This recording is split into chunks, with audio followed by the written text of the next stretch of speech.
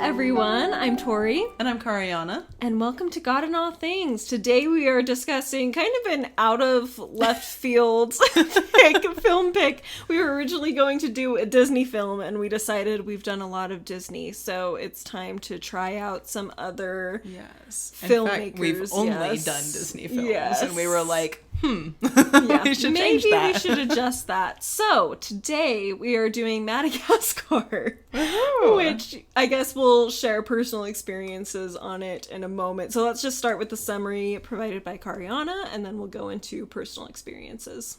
Okay, so Madagascar.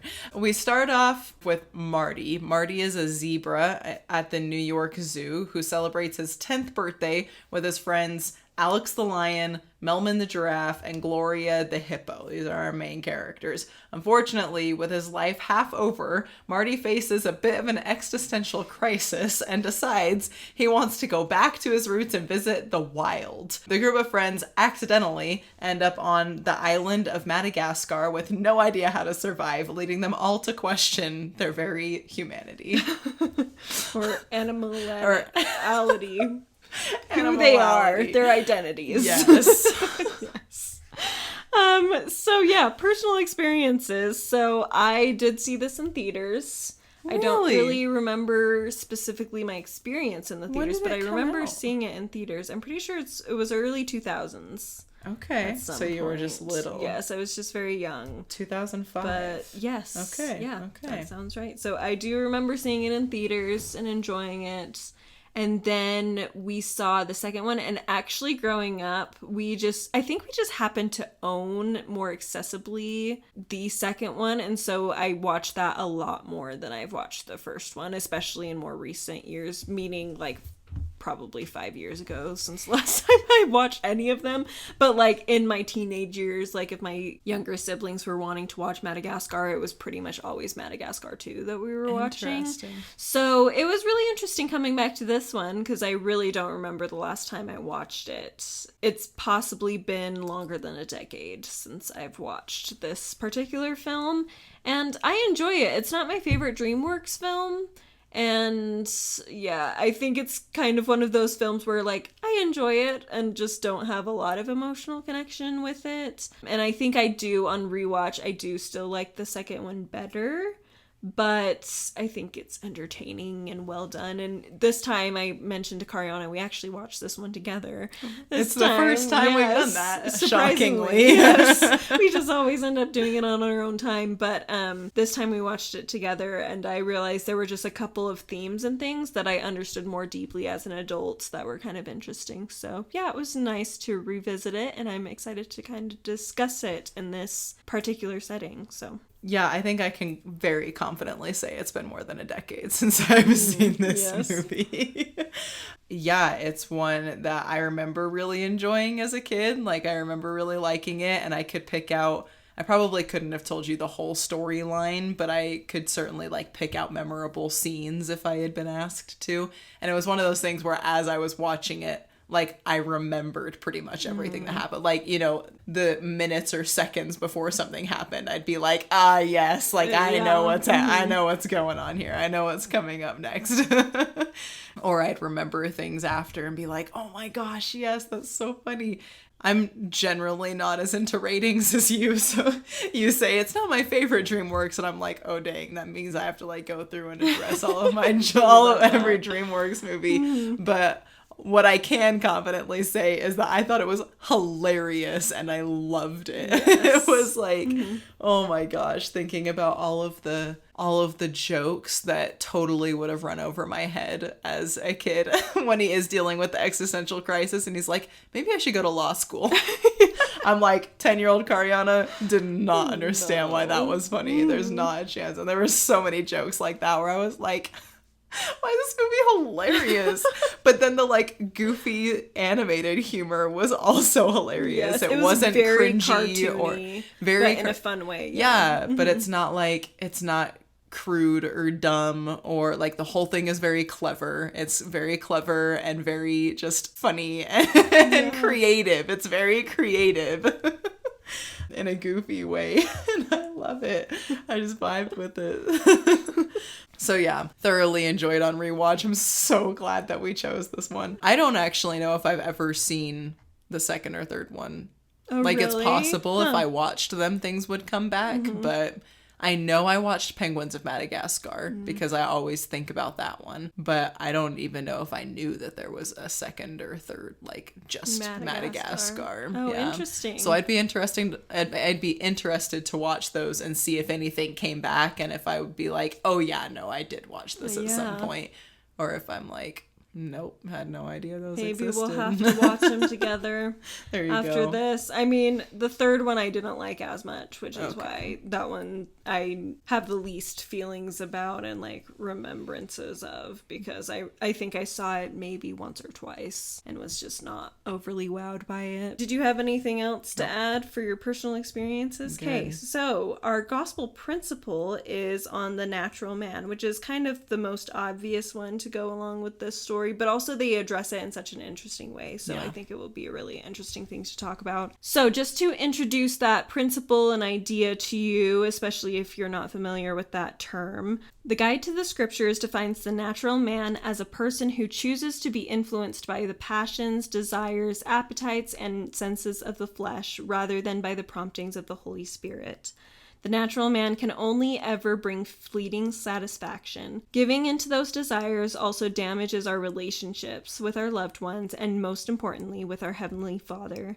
By seeking the covenant path rather than following the natural man, we find lasting joy and connections that will bring the greatest sense of fulfillment to our time here on earth. So yeah, let's just jump right into the story and discuss a little bit more about the natural man and how that's portrayed in this film. So like Kariana mentioned, we start off with Marty's birthday and we see Alex and Marty and their relationship to start off with. Alex gives him, in a very funny way, a little birthday gift that happens to be a snow globe with Alex in it. So we see right away that Alex is very self-centered and not a very caring friend. He's just kind of like, oh yeah, we're just friends, and doesn't really show that appreciation for their friendship. And Marty is also very discontented with life. We see a little bit of this right from the get-go, and then we see a little bit more when the penguins are trying to escape and they end up digging into Marty's cage and telling him that they're going to go into the wild, and it gets him really excited about the idea of getting out of this zoo. They're in the Central Park Zoo, I guess we should mention that. So this idea is in Marty's head, and we jump to a birthday party being thrown for him by Alex and then Gloria and Melman, the hippo and giraffe that are in the nearby cages as well. And again, we see a little bit that, especially Melman, but a little bit with Gloria too, that they're also a little self-centered in their gift giving and stuff with Marty. They're just not really willing to listen to Marty. And I would say with Gloria, it's less so,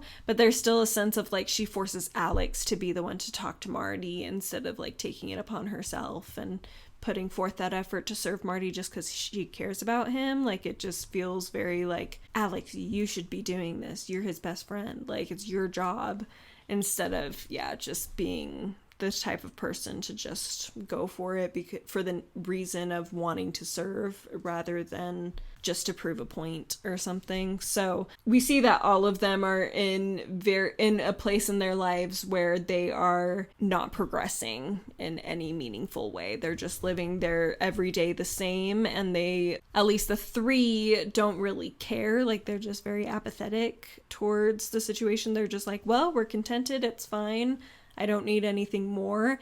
But Marty is wanting a little bit more than what he has. So he's a little more active in his desire to get out of this lack of progression that they're in. That's so funny, because I actually ended up reading the situation like completely differently than okay. that. Yes. In kind of the direction over the course of the movie and where everything went, I kind of saw the zoo. Obviously, they all have their issues, right? We're all working on things all the time. And I agree that they're kind of in this place where they're not choosing to progress. I kind of saw the zoo as like the good, happy, safe home, you know? Like, Marty wants to escape these barriers that are around him, but they're barriers that are protecting him, right? And he's in a place where he's with his friends slash family. You know, they're really a little family here at the zoo. And so he's been raised in this positive environment and taught good things and taken care of really well, but he's like still discontent with it and wants to like edge towards this kind of like unknown that feels really exciting. He's like tempted toward this like exciting, different, and more interesting new path, if that makes sense. So he wants to like leave the comfort of what he knows, even though it's good, for something that is maybe like cooler. Yeah. It's really interesting because I can see where you, especially as the movie went on, where you started to think that way, because I did as well. But when I was first starting to watch it, it kind of had a little bit of Garden of Eden vibe to me. Like they're in this perfect place, but they have a lot of lack of knowledge, right? Which we see later on in the movie. Sure. Like they don't understand how good they have it. Things are just provided to them because they don't know any different. So it kind of felt like the Garden of Eden, and then he ended up chasing after the natural man, the natural zebra, by wanting to go into the wild. And then by the end, well, we'll get there, but I kind of got this sense of being in the world but not of the world, kind of a seeking out. So it is that good, safe, happy place, but it's also a positive thing to leave it at the same time. I can see that. I can see that because they did need to leave to finally progress. Yes. Yeah. All of them learned a lot more. All of the learning that they gained, they wouldn't have been able to gain while they were there. Yeah. Okay. No, I can roll with that. You can get behind that. Good. But yeah, I agree. Like there's kind of the sense that maybe Marty's going to be turning to the wrong sources, or maybe just going in with the wrong expectations for what life actually will be like in the wild. For sure. Like he just doesn't understand it yet and is wanting something that he doesn't grasp all of the aspects of what makes it good versus bad and things like that. Okay, so then Alex has this useless conversation with Marty. Yes, where he doesn't listen to him at all. Where he doesn't listen to one word that Marty says and then says, okay, cool, so now that that's out of the way. It was very much a dude bro conversation. Oh my gosh, sure. Painfully. And so, yeah, Marty decides to take off. He kind of decides to edge this temptation a little bit. He says that he was planning on coming back in the morning, so he just kind of wanted to go experience the world a little bit. He wanted to go to Connecticut. The wilds of Connecticut. Yes, where there's Lyme disease. So yeah, he decides to kind of edge this temptation. The friends realize that he's gone, so then they head out after him. And they take the subway to get to Grand Central Station, which is where they know Marty's going because of a previous conversation that they had. And so they are getting on the subway, and it's kind of interesting because you have Alex the lion. He loves his job. Yes. He loves the showmanship of it. He loves the attention. Like, he just digs it so bad. He loves people, and he would never do anything to hurt people. So we see all of these animals heading towards the subway, and we saw Marty for a second as well, walking down the streets of New York, and literally nobody even paid attention to him. Yes. Nobody cares about Marty. He stops and talks to a police officer horse for directions, and it's hilarious. Nobody cares about Marty. But as soon as Alex shows up, people start running and screaming and freaking out, right? And then Alex is sitting next to this man on the subway, and this man is just like shaking with this newspaper and so scared of Alex. And I just thought it was so interesting that Alex he's just so completely in control of himself. Like, everybody has these expectations of him because of like who he is, but he's so beyond that, he doesn't even recognize it. Like, he has literal perfect control over his natural man and his natural instincts, which I thought was a really, really interesting way to start him out, you know? Like, and we see Alex is obsessed with steak. He gets sort of steak for dinner every night, but I'm sure Tori will talk about this later because it was one of the things that she thought was interesting. Right. But the steak is just this, like, it's pre-cut and he doesn't associate it like with flesh. It's just steak. Yes. and so he got served dinner that night. He's not hungry, and so he doesn't even recognize that anybody is scared of him. And I just thought it was interesting to think about how he's just been raised in this perfect environment. Thinking about it as a Garden of Eden makes that even more interesting. He's been raised perfectly in a perfect environment with no adverse circumstances. He knows what the right way to act is, and so he just does it regardless of what others expect of him. You know, he's just totally in control of those natural instincts and that natural man. Yeah, I just really liked them kind of setting that up at the very beginning there, where everybody's so scared of him and he doesn't even recognize it because he's just so perfectly trained and knows what he's supposed to be and who he wants to be, as we'll see very strongly later on in the movie.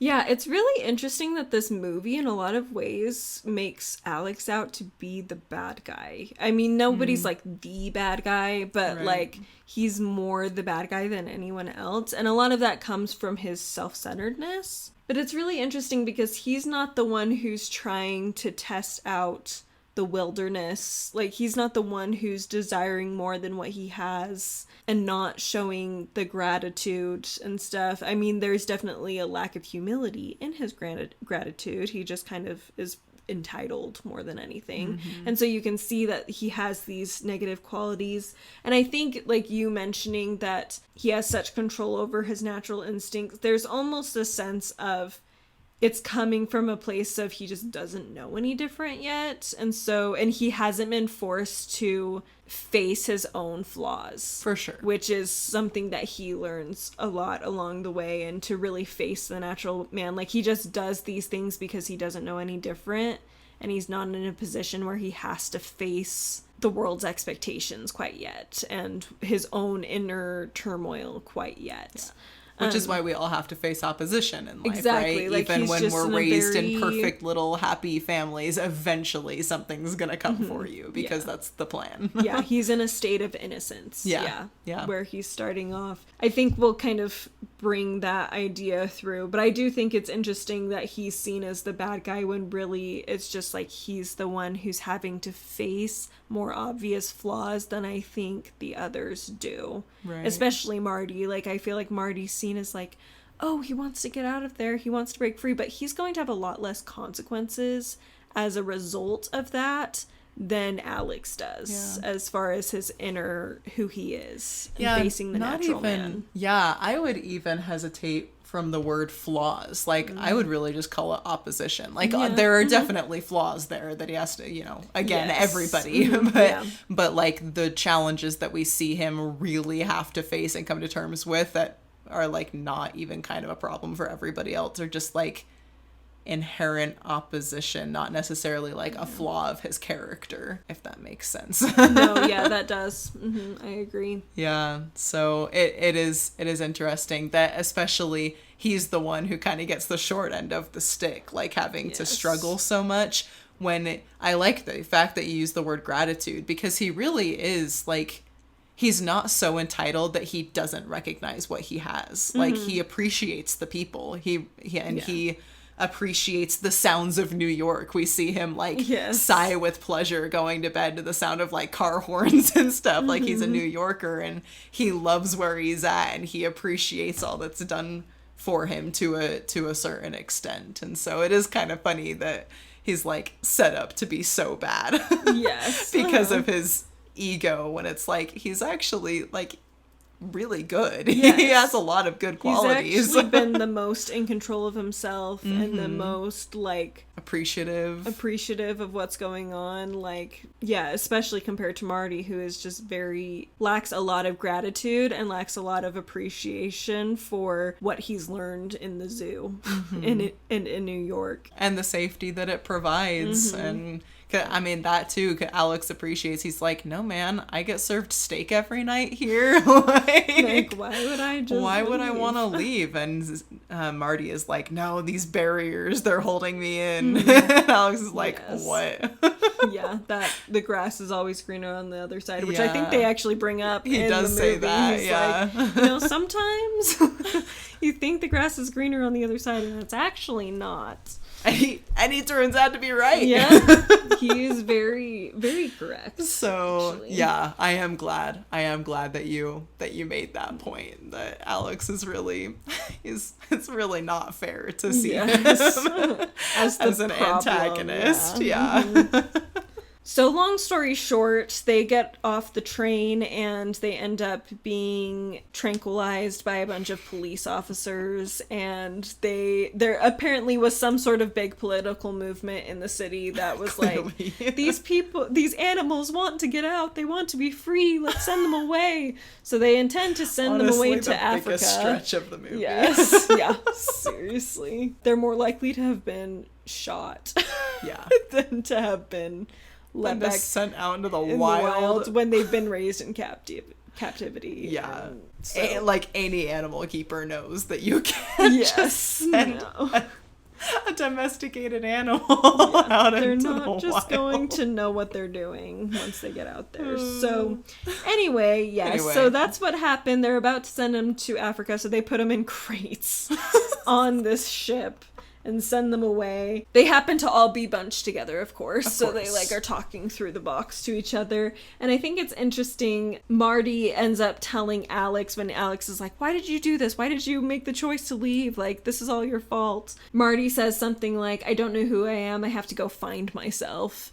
And Alex, of course, is like, are you kidding me? Like, you have to go find yourself. Like, you're fine. And there's some level, I'm like, if we're keeping with the Garden of Eden analogy, like, he's right. Yeah. He does need to go find himself. He needs to understand his identity better. And I think Alex does too. It's just like the agency was taken away from him in a lot of ways, which is unfair in this particular instance. But then Alex ends up saying, like, he's basically like, why do you need to go find yourself? Like, we're all fine. He's like, the people love me. And Marty points out the people don't actually know who you are because you don't know who you are, which was it's just very interesting seeing how this rise in opposition is what is helping them to learn about themselves, and they just haven't experienced anything like it before. So both of them have really strong points. They're coming at it from slightly different perspectives, but both very valid.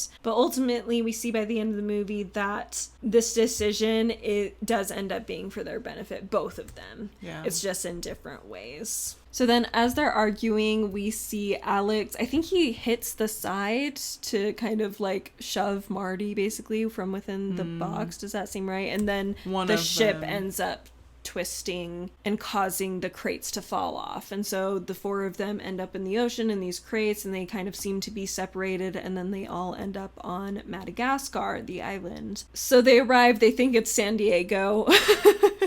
And so Melman says that it's San Diego.